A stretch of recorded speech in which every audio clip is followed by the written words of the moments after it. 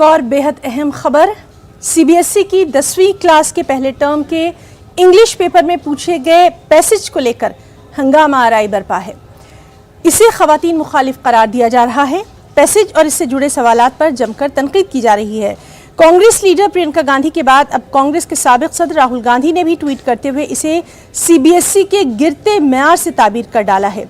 राहुल गांधी ने इसे आरएसएस और बीजेपी की जानिब से नौजवानों के अखलाकी म्यार को नुकसान पहुंचाने वाला करार दिया। आपको बताएं कि इससे पहले कांग्रेस लीडर प्रियंका गांधी ने इन लाइन्स को खवातीन के खिलाफ करार देते हुए हुकूमत पर तनकीद की थी।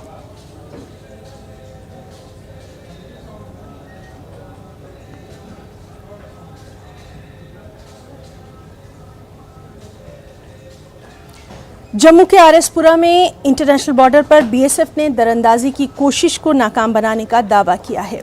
फौज ने इंटरनेशनल बॉर्डर पर एक पाकिस्तानी खातून को मशकूक हालत में दरअंदाजी की कोशिश करने पर मार गिराया है।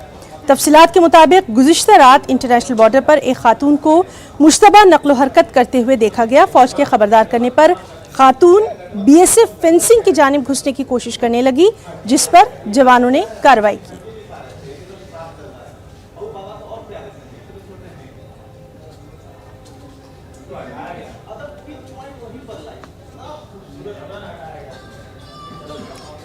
मरकजी वजीर मीनाक्षी लेखी की तरफ से राज्यसभा में जामे मस्जिद की मरम्मत के हवाले से दिए गए जवाब पर तनाज़ा है कि बढ़ता जा रहा है।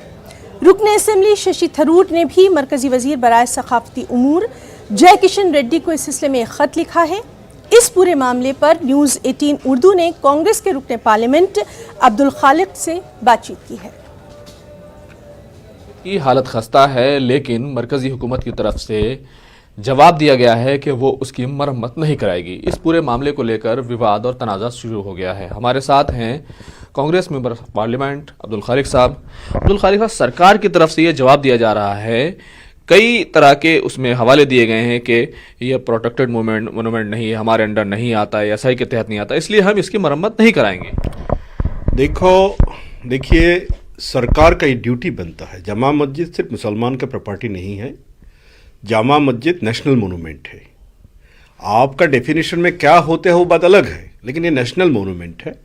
यहाँ के साथ मौलाना अबुल कलाम आज़ाद की मेमोरी इन्वॉल्व है, यहाँ के साथ स्वामी श्रद्धांजलि के मेमोरी इन्वॉल्व है, और ये नेशनल मोनूमेंट है, सालों से ये है।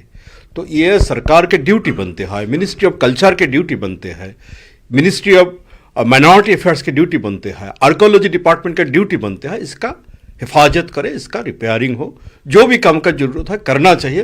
ये सरकार का ड्यूटी बनता है, कर्तव्य बनते हैं। लेकिन अगर देखें तो जब भी जामा मस्जिद की मरम्मत हुई अब तक, कभी मौलाना आज़ाद ने, दूसरे लोगों ने जब भी कराई, एएसआई ने की इसकी मरम्मत, लेकिन स्पेशल केस के तौर पर फंड जारी किया गया।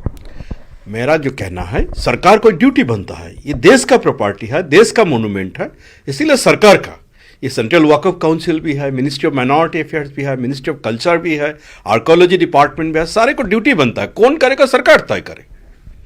कि 2005 में सऊदी सरकार ने इस मामले को लेकर फंड का जो मसला एक खड़ा होता है कि दिल्ली वक्फ बोर्ड के तहत आता है और दिल्ली वक्फ बोर्ड कराए, दिल्ली सरकार कराए, ये तमाम चीज़ें आती हैं, तो फंड का एक मसला ज़रूर है। तो फंड क्या मानते हैं सरकार को इस मामले में जारी करना चाहिए?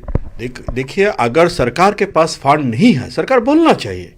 अगर सरकार के पास फंड नहीं है तो देश का जो ये ईमानदार लोग हैं, जो विश्वासी लोग हैं, वो लोग फंड वो अरेंज हो जाएगा। मैं नहीं बोलेंगे सऊदी से लाना होगा, देश के मुसलमान के पास इतना तो पैसा है ताकि अपना जो मोनूमेंट है इसको हिफाजत करे, इतना पैसा हो जाएगा। लेकिन सरकार को ड्यूटी बनते हैं।